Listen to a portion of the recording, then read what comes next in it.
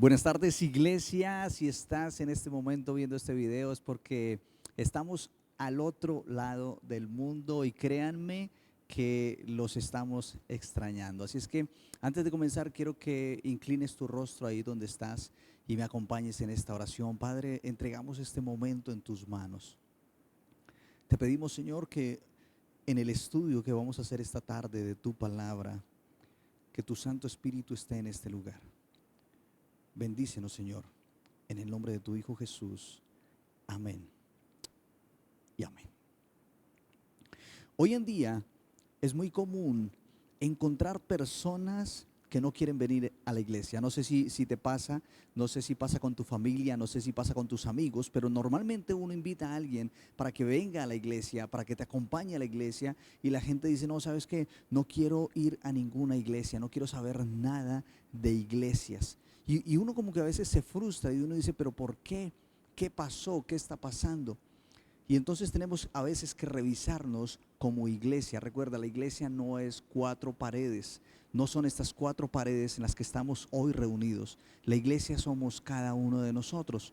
Y hay gente que ha sido herida, hay gente que ha sido defraudada en las iglesias y por eso no quieren saber absolutamente nada de iglesias y los entendemos. Pero yo quiero que me acompañes hoy al libro de Primera de Tesalonicenses, el capítulo 1, y del versículo 1 en adelante vamos a ir leyendo versículo por versículo y vamos a ir aplicando algunas cosas para nuestra vida. Primera de Tesalonicenses, capítulo 1, versículo 1, dice: Pablo, Silas y Timoteo, nos dirigimos a la iglesia de los tesalonicenses en Dios el Padre y en el Señor Jesucristo. Es el saludo que le están dando en esta carta a ellos. Y dice: reciban ustedes gracia y paz. Y escucha esto: siempre damos gracias a Dios por todos ustedes y los tenemos presentes en nuestras oraciones. Siempre que ellos tres se acordaban de la iglesia, oraban por ellos, por la iglesia de tesalonicenses. Pero mira, especialmente daban gracias a Dios. Daban gracias a Dios porque los habían conocido, daban gracias a Dios porque eran parte del cuerpo de Cristo, daban gracias a Dios por ellos. No eran un motivo de tristeza, eran un motivo de alegría, de gratitud, ¿sí? Por eso le daban gracias a Dios, porque eran un motivo de gratitud para ellos como misioneros. No se entristecían, no se avergonzaban, sino que daban gracias a Dios. Y yo te soy sincero, en este momento estamos al otro lado del mundo junto con mi esposa y algunas personas más. Hay un equipo de cerca de 40 personas con nosotros, de misioneros. Y en este momento yo te aseguro que vamos a estar pensando en ustedes, en la iglesia. Y les damos gracias a Dios por cada uno de ustedes, porque no sentimos por qué avergonzarnos. No somos perfectos, claro que no. Ninguno de nosotros es perfecto, ni ustedes ni nosotros. Todos cometemos errores, todos tenemos fallas. Pero damos gracias a Dios cada vez que lo recordamos, cada vez que pensamos en ustedes. Le damos gracias a Dios por sus vidas, por ustedes, por sus ministerios. Y era lo que sucedía con ellos. Pablo, Silas y Timoteo, siempre que oraban por ellos, le daban gracias a Dios por la iglesia. Y hoy nosotros, como pastores, junto con mi esposa, le damos gracias a Dios por la iglesia que nos ha puesto en las manos. Sigamos. Versículo número 2. Número 3. Ese era el versículo 1 y 2. Vamos con el versículo 3. Constantemente lo recordamos delante de nuestro Dios y Padre por sus actos de fe, por sus actos de fe, por su trabajo, que es fruto de su amor, y por su sufrida esperanza en nuestro Señor Jesucristo. Allí vamos a encontrar tres virtudes que caracterizan a esta iglesia de Tesalónica. Tres virtudes importantes que debemos tener en cuenta nosotros como cristianos, como hijos de Dios. Número 1, fe. Número 2, amor. Y número 3, esperanza. Y si tú te pones a pensar y analizas un momento, estas tres palabras, fe, amor y esperanza, las tres se fundamentan, se fundan en Jesucristo. Las tres tienen su fundamento en Jesucristo y la iglesia de Tesalónica tenía precisamente esas tres características: fe, amor y esperanza. Fe, amor y esperanza. Ellos habían tenido la fe cuando escucharon acerca del mensaje. Y a raíz de lo que escucharon acerca del Evangelio de Jesucristo, entonces empezaron a actuar en amor. Y a raíz, fruto de ese amor que estaban, tenían esperanza en Jesucristo, esperanza en su segunda venida. Son tres características importantes que como iglesia debemos empezar a fortalecer. Que seamos una iglesia de fe, que seamos una iglesia de amor, que abracemos a la persona que viene herida. Amor, y que siempre tengamos esperanza, la esperanza de la segunda venida de Cristo. Que nuestra esperanza esté en Jesús. Que si tienes problemas, que si estás pasando por dificultades, tu esperanza esté fundamentada en Cristo Jesús y no en un banco, no en una persona, no en un pastor, no en una iglesia. Que tu esperanza se fundamente en Cristo Jesús. Versículo 4, dice Pablo allí: hermanos amados de Dios, sabemos que Él los ha escogido, así como te escogió a ti y me escogió a mí para estar en este lugar. Así como nos ha escogido a nosotros y nos ha sentado hoy en este lugar, así de la misma manera había escogido Dios a la iglesia de Tesalónica. Ahora me encanta que Pablo les dice hermanos míos. Pablo no estaba lleno de orgullo, no era el protagonista como lo hemos hablado en temas anteriores. Él no quería el protagonismo diciendo, ok, hijos míos, o díganme papá, o díganme pastor, o mejor díganme apóstol. No, Pablo no está lleno de orgullo, sino que dice hermanos amados de Dios. Los trata como iguales, los trata como hermanos, porque Pablo entendió que ante Dios todos somos iguales. Ante Dios todos somos iguales. No existe la jerarquía del apostolado, del pastorado, del maestro, del profeta. No existe tal jerarquía. Al contrario, todos somos iguales. ¿Tenemos dones de Dios? Sí, hay unos apóstoles, hay otros profetas, hay otros pastores, hay otros maestros, pero todos estamos en la misma línea, en el mismo rango, delante de los ojos de Dios. Y eso me encanta de lo que le dice Pablo aquí en este momento a la iglesia. Versículo número 5 dice: pues nuestro evangelio no llegó a ustedes solamente en palabras, sino también en poder, en el Espíritu Santo y con plena convicción. Ustedes bien saben que cuando estuvimos entre ustedes siempre buscamos su propio bien. Mientras que ellos estuvieron en Tesalónica, Pablo y sus compañeros no solo predicaron un mensaje convincente, sino que también su conducta fue consistente con sus palabras. Ellos no solamente predicaban y el dicho aquel de que el cura predica pero no aplica, de que el pastor predica pero no aplica. No, aquí no se trataba de eso. Pablo está siendo claro con la iglesia de Tesalónica y dice: mira, desde que empezamos a predicarles a ustedes, nosotros hemos sido convincentes, nosotros hemos sido congruentes entre lo que predicamos, entre lo que enseñamos y la forma en que vivimos. Entonces eso hacía a Tesalónica una iglesia especial, porque ellos estaban desde el inicio dando un ejemplo en cuanto a la palabra y en cuanto a la conducta. Ahora, aquí me nace una pregunta. Ustedes saben que me encanta hacer preguntas. Y me nace una pregunta, y la pregunta es: ¿hay coherencia entre nuestras palabras y nuestros actos? Y yo quiero que te analices un momento. Y yo quiero que analices nuestra iglesia un momento. ¿Hay coherencia entre nuestras palabras y nuestros actos? Y yo quiero que lo analices no para señalar a los demás. No quiero que lo analices para juzgar al que está a tu lado o tal vez al que está aquí al frente hablándote. No lo hagas para juzgar. Hazlo como una autoevaluación. Como iglesia, tú como iglesia, estás siendo coherente. Hay coherencia entre tus palabras y tus actos. Y con la pregunta que te estoy haciendo no quiero que te sientas juzgado tampoco, no quiero que te sientas juzgada. Como te dije al inicio, todos somos seres humanos y todos, absolutamente todos, cometemos errores. No hay ni uno bueno que no cometa un error. Así es que podemos cometer errores, pero Dios está siempre de nuestro lado, listo para darnos la mano y levantarnos una vez más. La pregunta es una pregunta simplemente de autoevaluación. No para que te sientas juzgado, no para que te sientas juzgada, sino para que tomemos conciencia un poco de los cambios que tenemos que hacer en nuestra vida, de los cambios que tenemos que hacer como iglesia. Y ya vas a ver por qué necesitamos hacer este tipo de cambios. Versículo 6. Ustedes, dice Pablo, recibieron la palabra con gozo del Espíritu Santo, aún en medio de muchos sufrimientos, y llegaron a ser imitadores de nosotros y del Señor. Aún en medio de muchos sufrimientos. Y yo quisiera preguntar en esta tarde, ¿hay alguien aquí que está viviendo en medio de sufrimientos en este momento? Y yo sé que sí.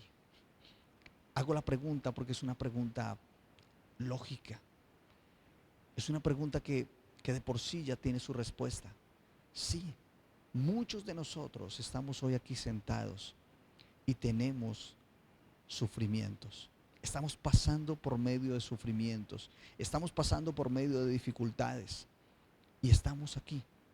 Y eso le pasó a la iglesia de Tesalónica. Estaba en medio de sufrimientos y aún así recibieron la palabra de Dios con gozo. Así como tal vez hoy ustedes han estado cantándole a Dios durante el momento de la alabanza, con gozo, con alegría, con esperanza. Así lo recibió de la misma forma la iglesia de Tesalónica. Así es que mira que hay algo similar con esta iglesia.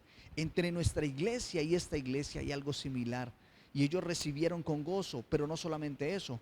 Dice, llegaron a ser imitadores de nosotros y del Señor. Llegaron a ser imitadores. ¿Imitadores de quién? De Pablo, de Silas, de Timoteo. Ellos eran imitadores de sus líderes. Pero no se quedaron solamente ahí, porque cuando tú te quedas solamente imitando a un ser humano, entonces no estás madurando espiritualmente. Cuando tú te quieres parecer a uno de nosotros como pastores, no estás madurando espiritualmente. Está bien que de pronto imites algunas cosas de las que hacemos. Está bien que copies algunas cosas que funcionan. Ok, pero no nos mires a nosotros simplemente como un ejemplo, porque nosotros somos seres humanos y te podemos fallar en cualquier momento. Entonces la iglesia de Tesalónica creció un poco más espiritualmente, maduró un poco más espiritualmente y llegaron a ver, a imitar a Jesús, a ver a Jesús como su ejemplo y empezaron a imitarlo. Entonces no solamente empezaron imitando a Pablo y a Silas y a Timoteo, sino que empiezan a imitar ahora a Jesús. Porque realmente si tú me conocieras a mí, si tú conocieras mi corazón, si tú conocieras quién soy realmente, tal vez no quisieras imitarme. Tal vez no quisieras ni siquiera invitarme a pasar un rato contigo. Pero esa fue la diferencia. Y es aquí donde marcamos la diferencia, que no se trata de nosotros, que no se trataba de Pablo, ni de Silas, ni de Timoteo, porque estoy seguro que ellos también tenían dificultades, que ellos también tenían errores, que ellos también cometían errores, tenían defectos. Entonces, nosotros somos simplemente imitadores de Jesús, somos el reflejo de Jesús. Cuando tú ves algo bueno en mí, es porque estoy reflejando a Jesús en el cual he creído.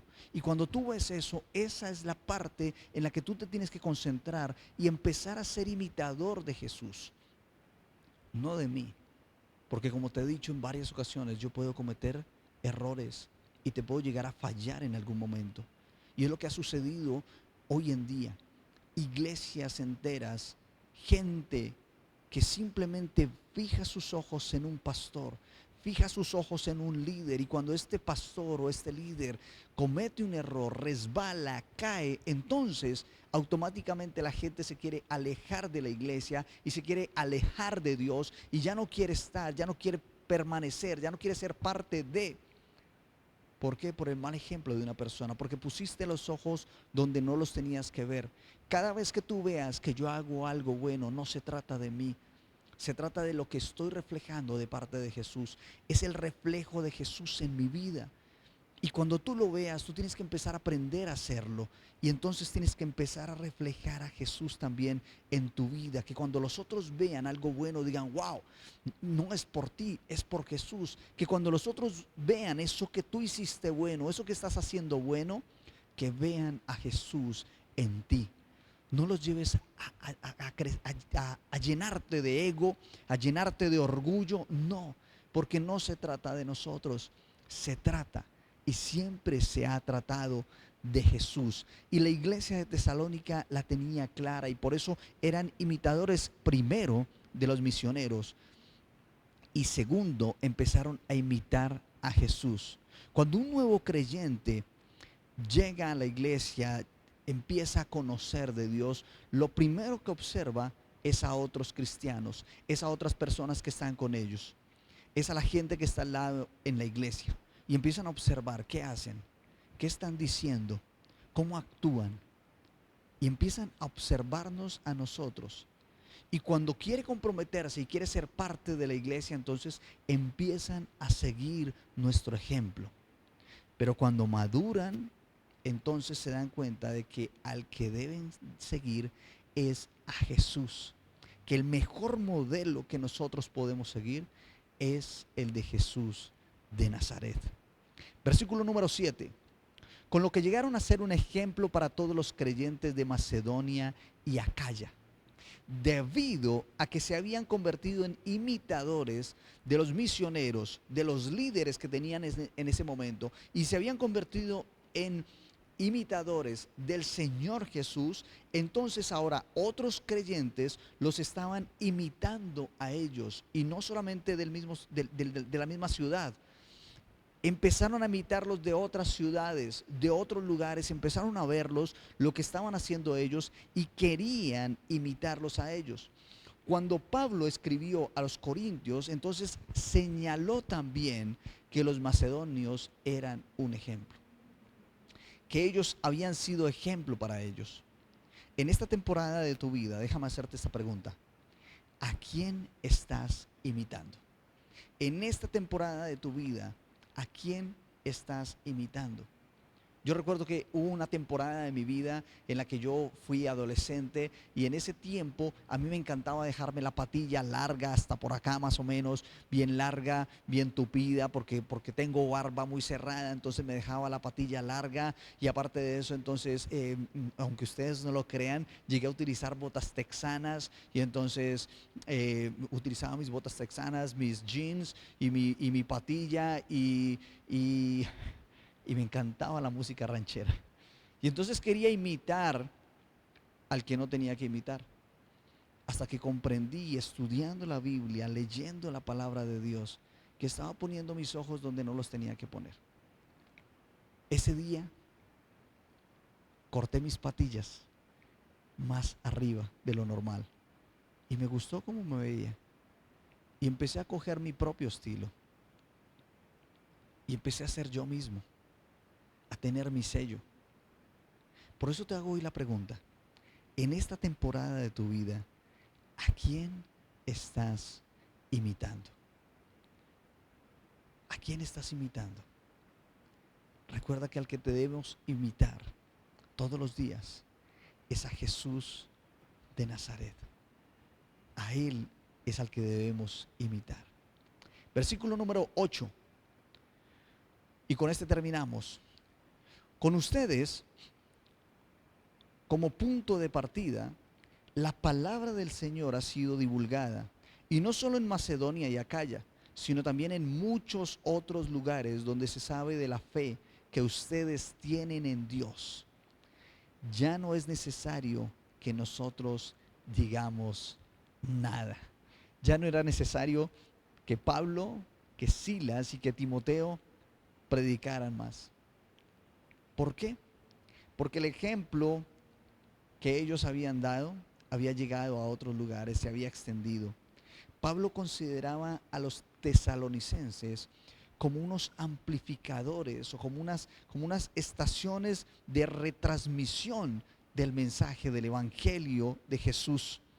Lo que ellos recibieron, el mensaje que ellos recibieron, empezaron a ponerlo en práctica y a llevarlo hacia otros lugares. Lo llevaron más lejos incluso de lo que ellos tres hubieran podido llegar. Lo llevaron, dice Pablo, que a otros lugares, a tal punto de que cuando Pablo tal vez llegaba a esos lugares, miraba y decía, ok, ya aquí no hay nada que decir, ya no tenemos nada que decir. ¿Por qué? Porque por el ejemplo de esta iglesia se estaba llevando el mensaje a otros lugares. La predicación del apóstol en Tesalónica prácticamente tuvo el efecto de un sistema de micrófonos. Si ustedes están escuchando en este momento, yo tengo mi voz y si yo no tuviera el micrófono tal vez sería más difícil que ustedes me escucharan. Y podemos incluso hacer una prueba en este momento. Porque si yo me retiro el micrófono en este momento de la boca, cerca de mi boca, entonces va a ser un poco más difícil que ustedes entiendan el mensaje, que tal vez ustedes lo escuchen bien. Pero si yo vuelvo y me pongo el micrófono, ustedes van a escuchar mucho mejor. La iglesia de Tesalónica era como estos dos parlantes que están al lado y lado de nuestra iglesia. Pablo les enseñó, Pablo predicó. Ellos siguieron el ejemplo y llevaron ese mensaje mucho más allá de lo que Pablo tal vez hubiese podido llegar. Lo amplificaron, lo multiplicaron, llevaron el mensaje a otro nivel, a otros lugares donde Pablo no hubiese podido. Esta iglesia de Tesalónica en su ejemplo, en su tiempo, fue una iglesia ejemplar. En el tiempo en que se escribió este libro, era una iglesia que tenía de cierta forma una influencia y estaba siendo ejemplo para otras iglesias de otros lugares. Por eso estaban observando y estaban escuchando qué era lo que estaban haciendo allí en Tesalónica y empezaron a imitar lo que ellos estaban haciendo. Muchas personas hoy en día no quieren asistir a las iglesias porque malos ejemplos de personas los llevaron a alejarse. Gente que representó mal el nombre de Jesús, gente que representó mal el nombre de Dios. Y algunos de ustedes están hoy aquí. Algunos de ustedes han llegado a nuestra iglesia y han llegado heridos. Y yo recuerdo algunos casos de ustedes con los que yo en algún momento me senté a hablar y me decían, no quiero saber nada de iglesias. Yo vengo aquí a visitar, a conocer simplemente, pero yo no quiero saber nada de iglesias. Y entendimos su proceso, porque sabíamos que venían heridos de otros lugares. De otros lugares venían heridos. Y lo único que pudimos hacer aquí fue prestar nuestros oídos. En algunas ocasiones prestamos nuestro hombro. En algunas otras ocasiones simplemente abrazamos, escuchamos y empezamos un proceso para sanar esas heridas, para que Jesús fuera sanando esas heridas. Porque Jesús, como dice en los versículos anteriores, te escogió a ti y me escogió a mí. A veces pensamos que somos nosotros los que hemos elegido, que somos nosotros los que escogimos, y estamos ignorando esa soberanía de Dios. Dios es el dueño absolutamente de todo, incluso de tu vida y de la mía. Y Él fue el que nos sentó aquí. Él fue el que nos trajo hoy aquí a este lugar. Él es el que nos tiene aún permaneciendo, aunque hayamos cometido errores, aunque hayamos cometido errores en decisiones que hayamos tomado en algún momento. Dios nos sigue manteniendo aquí en este momento, porque Él es el que nos escogió y nos tiene hoy aquí. Iglesia de Gracia Church, esta parte la quiero leer porque siento que fue una inspiración de parte de Dios y no quiero dejar pasar ninguna palabra. Nuestra iglesia debe ser una iglesia ejemplar en nuestros tiempos. Una iglesia que represente el nombre de Dios y no los intereses humanos. Escucha eso. Como iglesia debemos representar el nombre de Dios, no intereses de nosotros como hombres, porque no se trata de nosotros, se trata de Jesús. Debemos hablar de Jesús. Siempre debemos hablar de Jesús.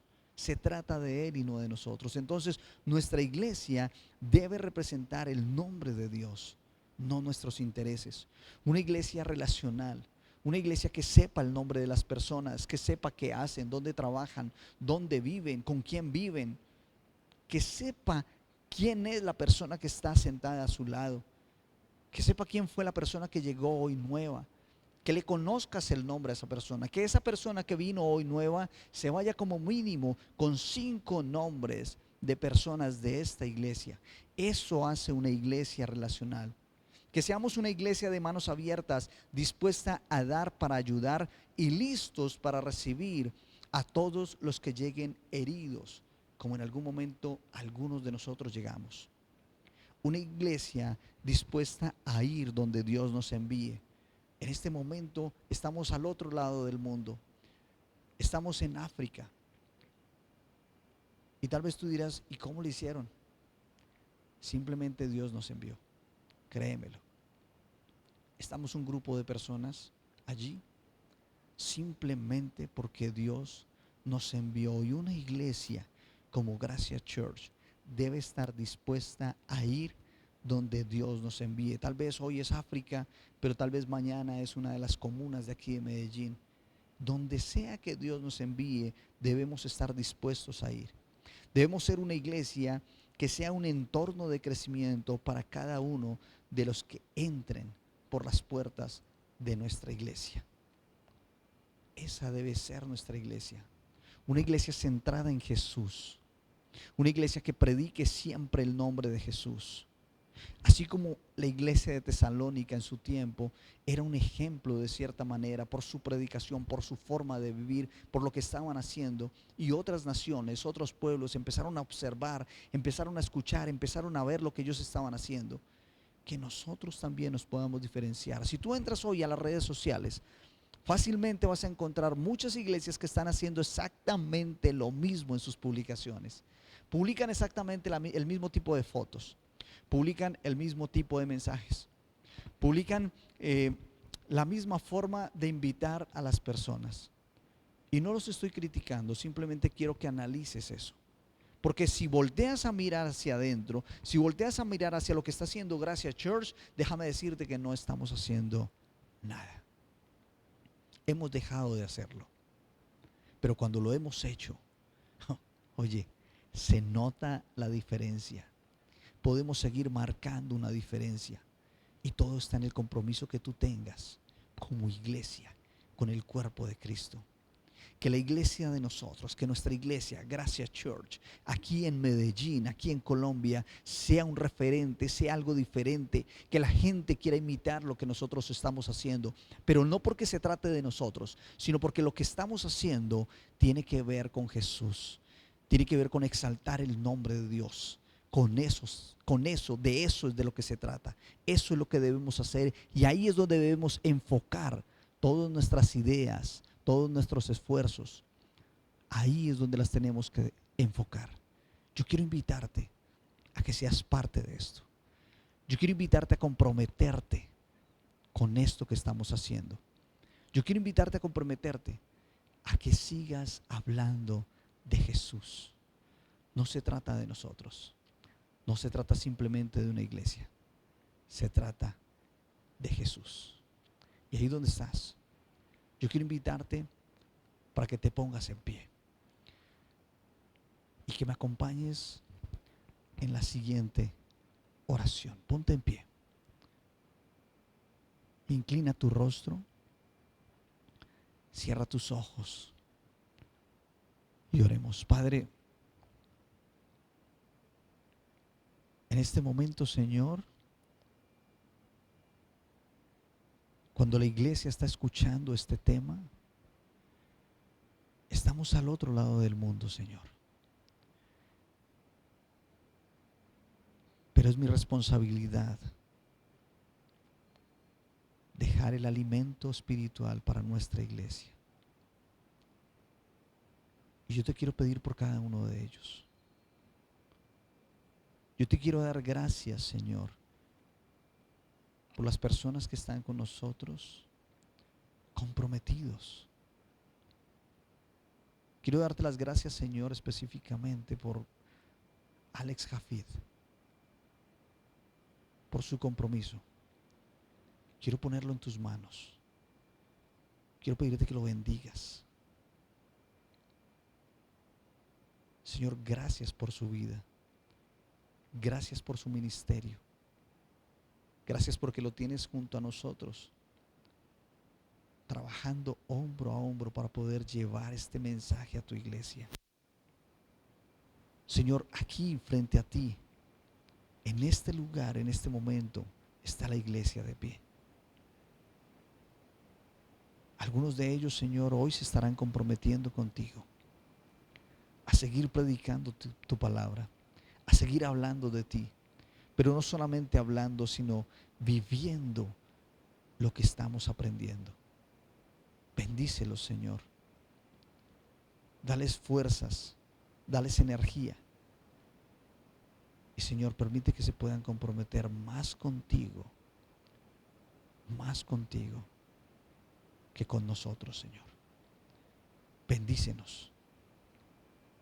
Te lo pedimos en el nombre de tu Hijo amado, Cristo Jesús. Amén.